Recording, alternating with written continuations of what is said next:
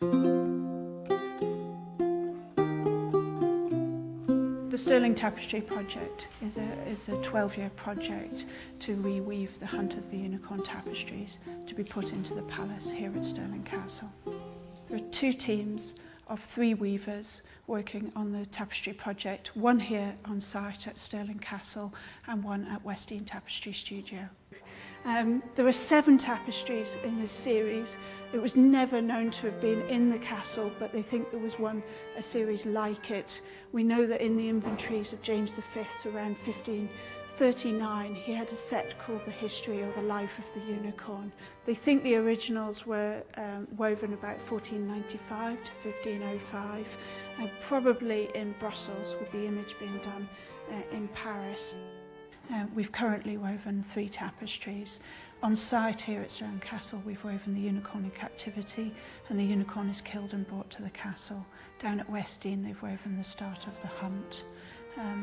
The Unicorn in Captivity took 2 years to weave. We wove it on its side, as all the tapestries will be. Started from the right-hand side to the left-hand side. It's a medieval tapestry, so we have to work in a medieval way.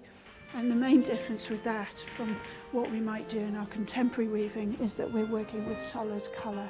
So everything you see here, the green is a solid green, the blue is a solid blue, but within that you're trying to create folds and shapes and little subtleties and nuances.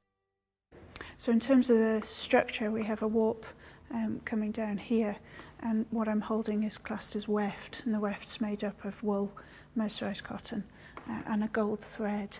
So I'm taking my wool and I'm picking every other warp thread up, bringing it through and packing it down with the bobbin so that we can't see any of the warp thread. It's a weft face fabric. We work with a cartoon behind, and in this case it's a black and white line drawing of the original tapestry. We work with that and colour images at the same time to create the image of interpreting the original tapestry.